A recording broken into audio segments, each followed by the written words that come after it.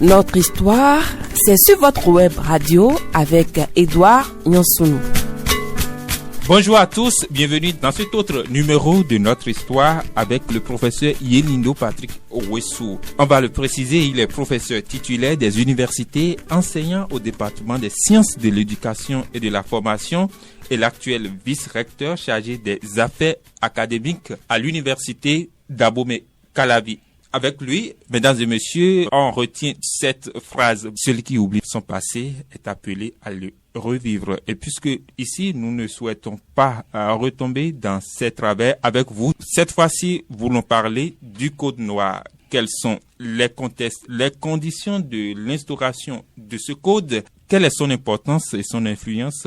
Comment a-t-on amené l'Africain à y croire? On va aborder ces aspects et bien d'autres avec notre cher invité déjà installé en studio, professeur Yelindo Patrick Owessou. Bonjour, bienvenue. Bonjour monsieur le journaliste, encore merci de m'avoir invité. Et je sais que la dernière fois, le temps était très vite passé. On va y arriver. Alors, je l'annonçais déjà, les grandes lignes que nous allons aborder, déjà parlant du Code noir. Qu'est-ce que c'est concrètement? Avant de vous parler du Code noir et code pour lequel je suis content que vous m'ayez invité, non pas parce que j'en suis spécialiste, pas du tout. Je l'avoue, si les auditeurs plus avisés qui m'écoutent sachent que je n'aborde pas la question avec prétention, pas du tout. Je l'aborde dans une intention pédagogique, dans une démarche pédagogique pour permettre à nos plus jeunes de savoir le contenu ou un certain nombre d'éléments contenus dans ce code-là. Mais avant, permettez-moi quand même d'insister sur l'importance de votre émission. Vous avez une émission qui est intitulée Notre histoire et je pense que c'est le genre d'émission qui grandit votre radio. Parce que, avec le temps, ce que j'ai appris moi-même en tant que chercheur et en tant qu'universitaire, c'est que l'histoire est une discipline hautement stratégique. Et en principe, on devrait travailler dans tout pays à faire en sorte d'avoir dans les universités des départements d'histoire qui soient fortement outillés afin de mener les recherches qu'il faut pour continuer à être la mémoire de nos pays. Je voudrais vraiment insister là-dessus. Je suis pas historien, je fais donc là une part belle à mes collègues en histoire. L'histoire est une discipline stratégique. De la même manière, la linguistique est une discipline stratégique. Et j'estime que nous n'exploitons pas judicieusement ces deux disciplines-là et les chercheurs qui en sont issus. Parce que quand on veut véritablement se connaître, je crois que l'histoire et la linguistique sont deux disciplines importantes parce que la linguistique, en tant que discipline qui étudie la langue ou les langues, mais dans le cas d'espèce, les langues donc de chez nous, et donc les langues qui elles-mêmes véhiculent toute l'histoire des peuples, si nous avons de bons linguistes, nous aurons également de très bons historiens. Et ça, c'est en partie ce que réclamait déjà Théophile Obenga à travers le développement de la linguistique historique africaine. Et j'aurais souhaité qu'il y ait une option pareille pour que, au niveau de l'université, on puisse retracer l'histoire véritablement de l'Afrique qui a déjà été faite, mais qui est méconnue par les étudiants, par les enseignants. Et donc, les collègues ont du pain sur la planche en termes non seulement de diffusion des connaissances historiques africaines, mais également en termes de recherche à actualiser pour que l'Afrique se sente de mieux en mieux droit dans ses bottes. Qu'est-ce qui nous est arrivé pour qu'aujourd'hui, des documents, des textes aussi sensibles que le Code noir soit méconnu des Africains? Je le disais déjà dans l'émission précédente, c'est le système éducatif qui, par le choix des manuels à étudier à l'école, nous a fait oublier beaucoup de choses. Il y a énormément de documents, énormément de supports pédagogiques, énormément de textes que nous pouvons étudier qui nous auraient permis de rester connectés à nous-mêmes. Mais lorsque la plupart des textes que nous étudions sont des textes extérieurs à nous et qui plus est reprennent des informations qui parfois ne nous concernent pas, mais qui au contraire entretiennent une infériorisation de notre être, il y a de quoi, au bout du compte, être amnésique. Et quand on a un texte comme le Code noir, vous allez voir que d'abord, il n'y a pas un seul code noir. Il y a des codes noirs. Il y a beaucoup de codes noirs qui ont été écrits. Pourquoi le Code noir? Le Code noir est en lien direct. Avant de dire le pourquoi, ce pourquoi peut répondre à la question de savoir ce que c'est le Code noir. Le Code noir, c'est un texte juridique qui fixe tout simplement les conditions de traitement de l'Africain pendant la période de l'esclavage. Ok.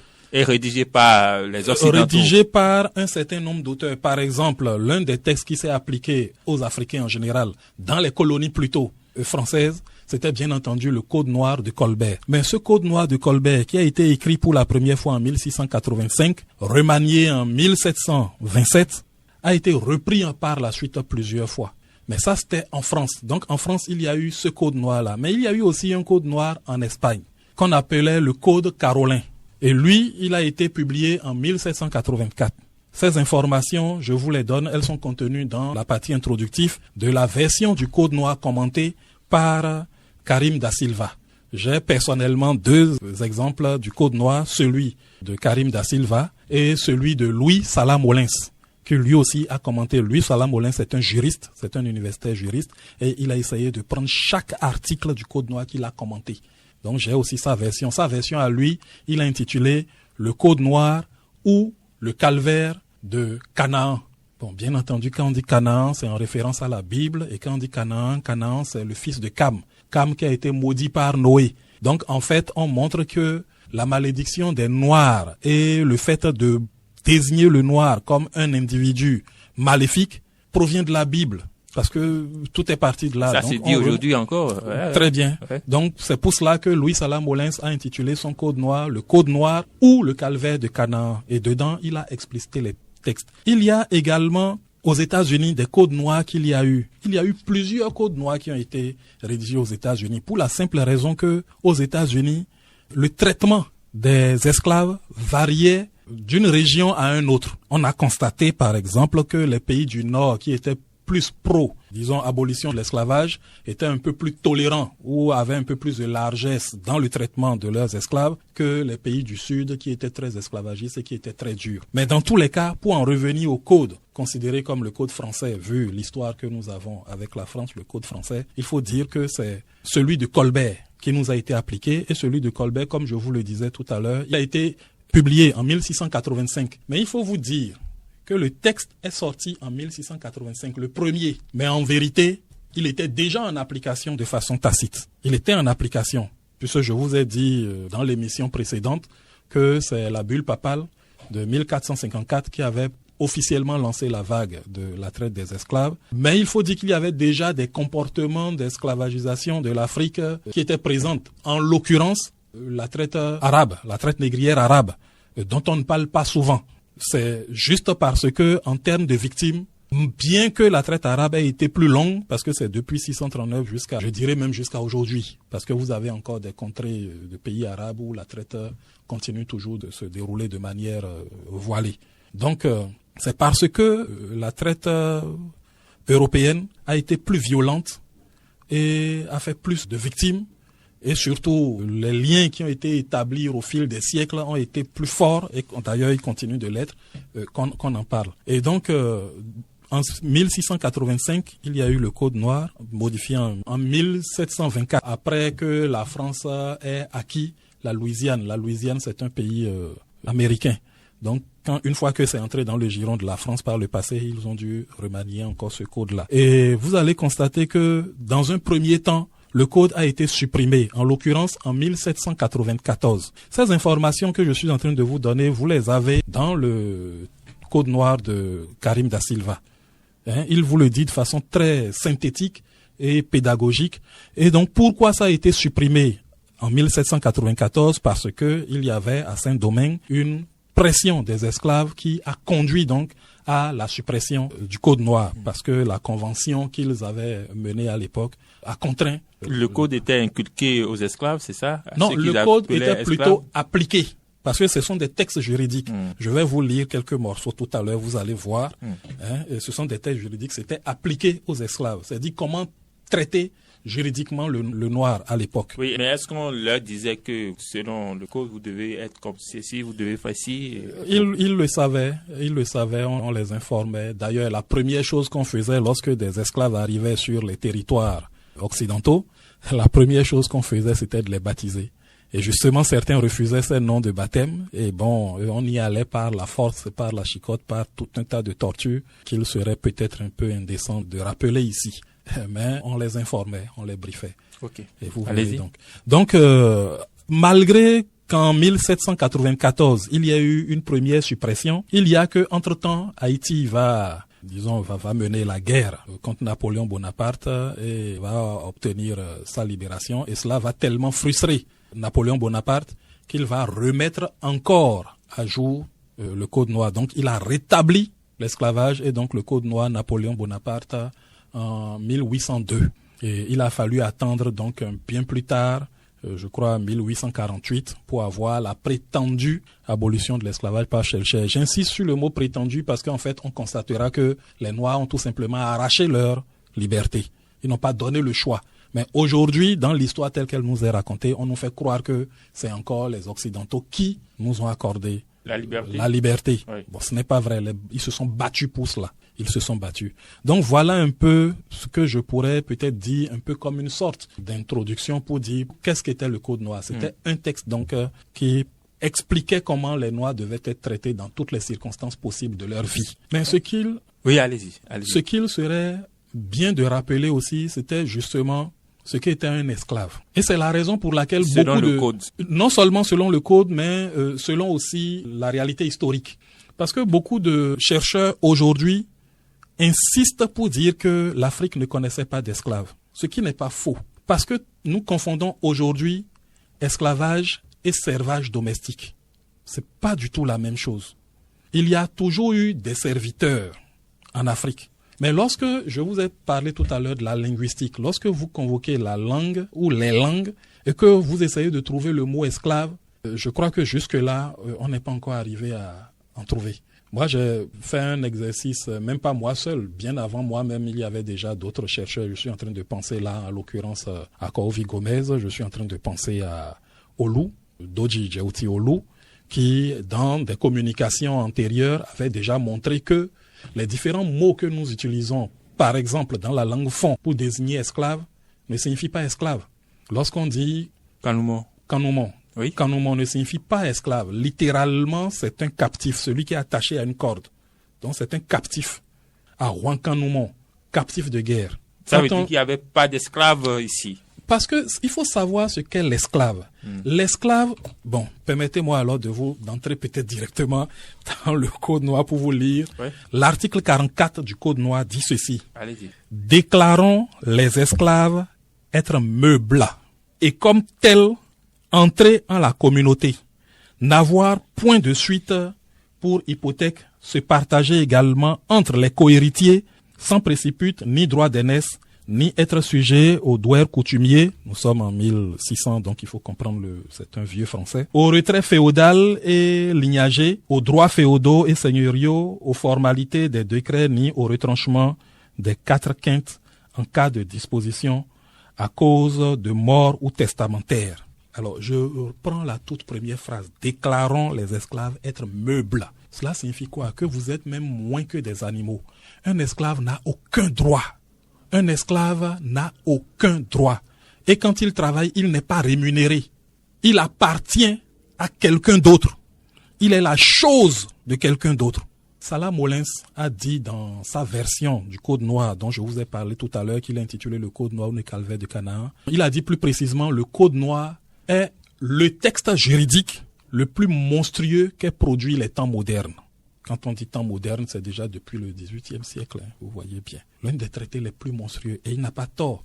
Parce que quand vous lisez ça, vous vous rendez compte que on a vu un individu qui a une tête, qui a des mains, qui a un torse, qui a des pieds, qui est doué de parole, qui parle et tout, mais simplement parce qu'il est noir, on a dit non, il n'est pas noir. C'est un moins qu'animal. Et il faut le traiter comme homme. Un bien meuble. Parce que même les animaux, on s'occupe d'eux. Mais quand on dit que vous êtes bien meuble, ça veut dire que vous n'avez même pas de valeur. Mais quand même, on vous fait travailler. Et c'est la raison pour laquelle il faut clairement montrer que l'esclavage est différent du servage domestique. Ou même de la captivité. Pour réinterroger encore le professeur Nyamankou, qui est un très bon historien, et puis au-delà de lui, nous avons aussi des collègues historiens. Vous allez les interroger. Par exemple, sur l'histoire du Mali, ils vont vous raconter comment est-ce que des captifs de guerre sont devenus rois par la suite. Cela montre bien que le rapport qu'il y avait n'était pas un rapport d'esclavagisation. Mais vous avez des rois au Dahomey qui faisaient la guerre, sans doute pour des raisons politiques, parfois économiques et tout ce que vous voulez, mais qui avaient des captifs de guerre et non des esclaves. Parce qu'un esclave n'a pas de droit. Mais lorsque vous commencez à reconnaître à un individu des droits, lorsqu'il travaille et que vous le payez, ben c'est pas votre esclave. Et donc c'est cette nuance de taille qu'il faut apporter à la rectification de notre histoire.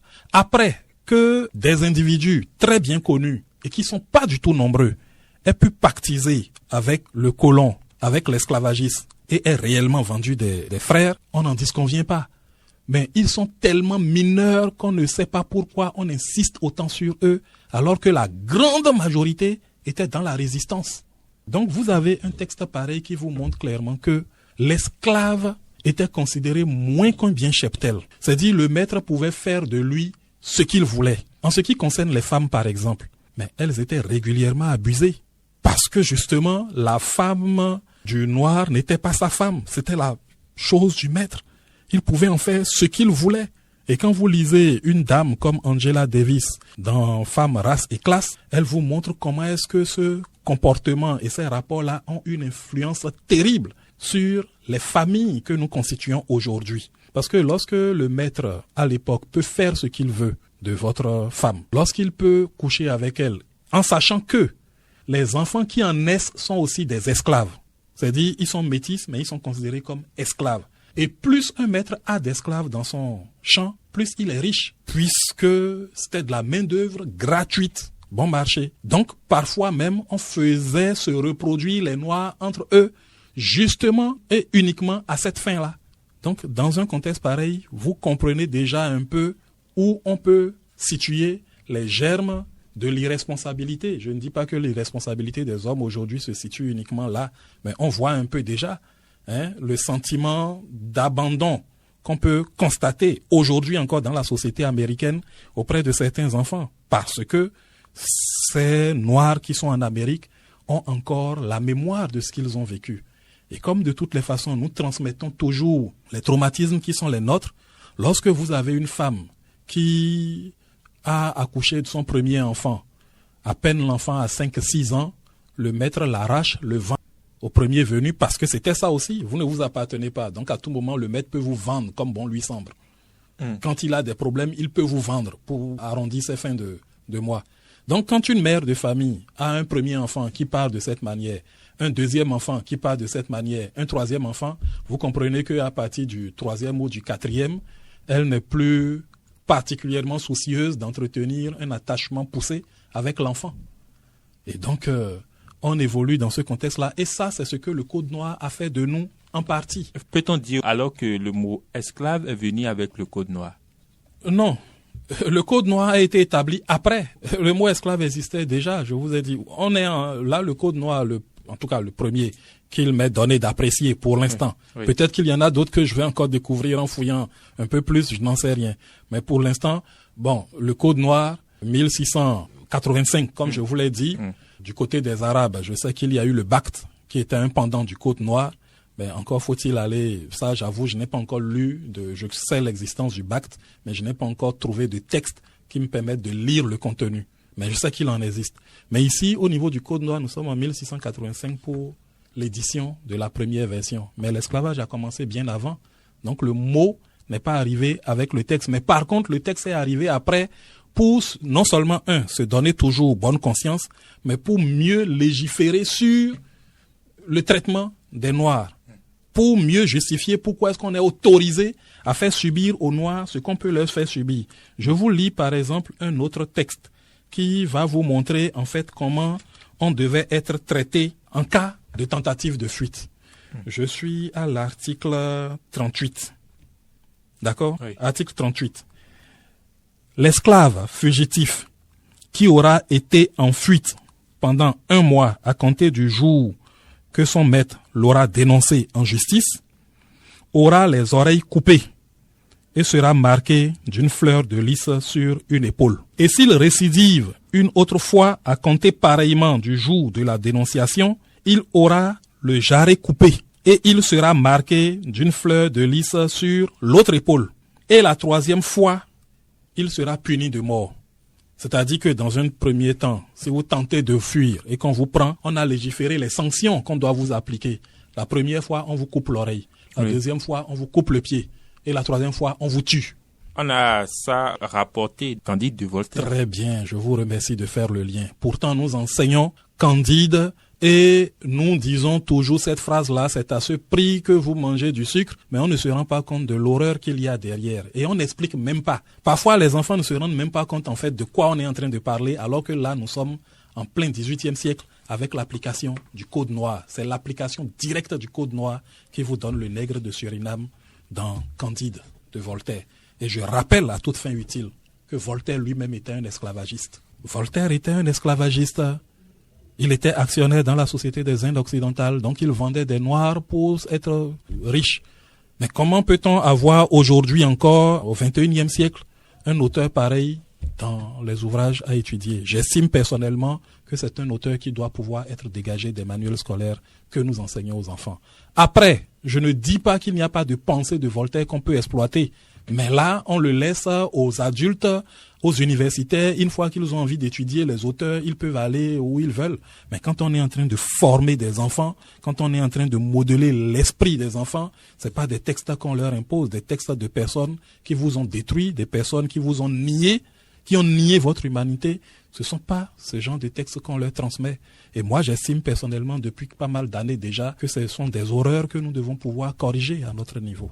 Alors, dites-nous, est-ce qu'il y a autre version de Code noir venue avec la colonisation? Si on doit être correct dans les termes, quand on dit colonisation, nous ne sommes plus justement dans la période de l'esclavage. Parce que vous avez lu la semaine dernière, j'ai lu le texte de Victor Hugo, qui était presque un texte de lancement de la colonisation.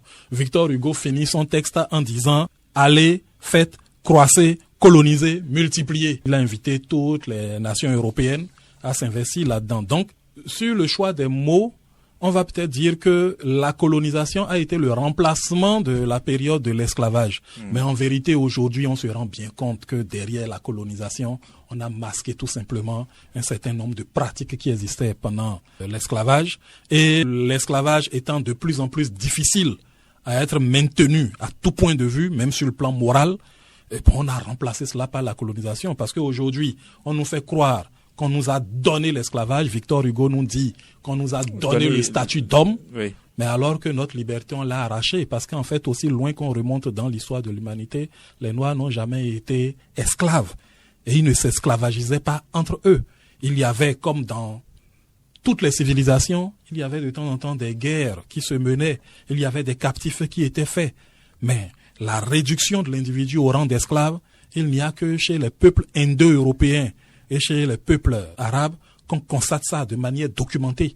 Mais en Afrique, on constatait qu'il y avait plutôt des captifs de guerre. Et ça, ce sont des choses sur lesquelles nos historiens, enfin je souhaiterais que nos historiens communiquent de plus en plus pour qu'il y ait un rétablissement de la vérité historique. Autrement, on peut dire que c'est le Code noir qui a été remplacé par le Code de l'indigénat au cours de la colonisation. Bien, après le Code noir, justement, et je vous remercie alors si c'est peut-être vers ça que vous vouliez aller, il y a eu justement le Code de l'indigénat. Parce que quand la période de la colonisation est arrivée, on n'avait toujours pas les mêmes droits. C'est vrai, je n'ai pas un texte du Code de l'indigénat, c'est pas faute de l'avoir cherché. J'ai un certain nombre de personnes qui ont écrit là-dessus. Je sais qu'il y a un Code de l'indigénat que j'ai vu qu'un Sénégalais a écrit, Ousmane Gueye. Il y a également un autre Code de l'indigénat que un Européen a interprété, Gilbert Domo. Mais je n'ai encore pas, même sur Internet, j'essaie de le trouver, le texte complet, pour pouvoir le lire, mais je ne l'ai pas. Mais il y a une chose que je sais à travers les résumés qui en sont faits. Lorsque vous lisez bien le Code de l'indigénat, vous voyez là comment est-ce que, même pendant la période de la colonisation, on a entretenu la scission qu'il y a entre les Noirs et les Blancs. En tout cas, qui vivaient dans nos contrées. L'importance où on a continué à mettre en avant, disons, la supériorité du Blanc. Que d'une manière ou d'une autre, nous entretenons toujours aujourd'hui. Et ce complexe-là, il demeure aujourd'hui encore. Il demeure. Je ne suis pas en train de dire que le noir est supérieur au blanc, parce que de toutes les façons, quand on étudie l'histoire, on se rend compte que nos sociétés africaines ont toujours été égalitaires à tout point de vue, respectueux des autres, égalitaire également même entre sexes, c'est-à-dire entre hommes et femmes. Donc l'égalité du genre, c'est pas l'Occident qui va a priori nous l'apprendre. Quand on remonte à l'étude de nos sociétés anciennes, on se rend compte qu'il y avait un véritable respect pour la femme. L'Afrique est la seule contrée où on rencontre des civilisations où on a eu des femmes reines. Bon, parlez-moi des femmes reines grecques, parlez-moi des femmes reines romaines, parlez-moi des femmes reines de l'Europe jusqu'à une période donnée. C'est un comportement tardif, le fait d'avoir des reines en Europe. Ce sont des réalités tardives, contrairement à l'Afrique qui, multimillénaire, dépositait de cette réalité-là. On espère revenir alors sur le code de l'indigénat avec vous dans d'autres numéros de cette émission. Je l'annonce en direct comme ça. Alors, nous nous approchons ainsi de la fin de ce numéro. Dites-nous, est-ce qu'il y a autre précision concernant le code noir que vous aimeriez bien nous donner? Le code noir est un code, de mon point de vue, qui doit être enseigné à l'école, qui doit être enseigné par les juristes, qui doit être enseigné partout où le besoin se fera sentir. Parce que c'est un code qui permet de comprendre les interactions psychologiques que l'Occident a avec nous. Et quand on comprend ça, on peut plus facilement s'en guérir. Mais quand on ne comprend pas, on va toujours penser que, parce que c'est des histoires de transmission générationnelle.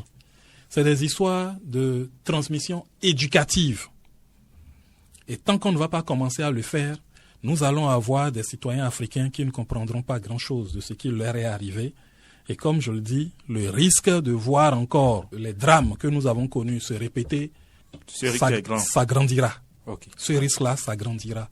Et donc, si j'ai un dernier mot à dire, c'est vivement, une fois de plus, pour moi qui suis en éducation, c'est vivement que nos manuels scolaires, nos supports pédagogiques soient véritablement revus et que les ouvrages que nous proposons à étude, que ce soit à la maternelle, au primaire, au secondaire et même à l'université, soient des ouvrages qui parlent davantage de nous que d'autres choses. C'est bien rare d'entendre des personnes qui ont en griffe tout déjà et pensé de cette manière parce que pour eux, ils ont fini leur génération et que aux autres de se battre. Et c'est en cela que nous vous remercions d'avoir été dans cette émission une fois encore pour toutes ces précisions, professeur Yelindo Patrick Owessou. Je rappelle que vous êtes professeur titulaire des universités, enseignant au département des sciences de l'éducation et de la formation, l'actuel vice-recteur chargé des affaires académiques à l'université d'Abomey. Calavi, vous voulez ajouter une précision en quelques mots? Non, juste préciser à la suite de ce que vous êtes en train de dire, qui m'a fait penser à un auteur, Carter Woodson, qui dit justement dans un magnifique ouvrage qu'il a écrit, La déséducation du noir, que c'est quand on a fini d'apprendre qu'on commence véritablement à apprendre. Nous sommes dans un environnement scolaire, nous sommes dans un environnement éducatif, nous sommes dans un environnement universitaire où, quand on suit un processus donné, on a les grades qu'il faut. Et c'est vrai que quand on a le grade plein, en tout cas à l'université, on se dit qu'on a fini. Mais en vérité, c'est quand on arrive à ces sommets-là que la science africaine nous demande maintenant d'être encore plus humble parce que un proverbe peut le dire, tout ne se sait pas. Tout ce qu'on sait, c'est toujours une partie du tout. Et c'est ce que traduit Carter Woodson en disant que c'est quand on a fini d'apprendre qu'on commence à apprendre.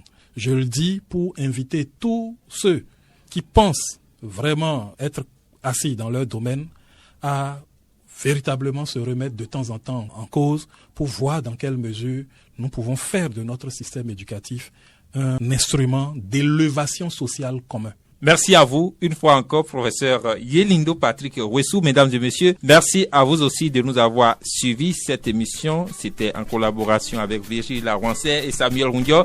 Devant ce micro, Edouard Nyansounou, je vous remercie. On se retrouve très prochainement.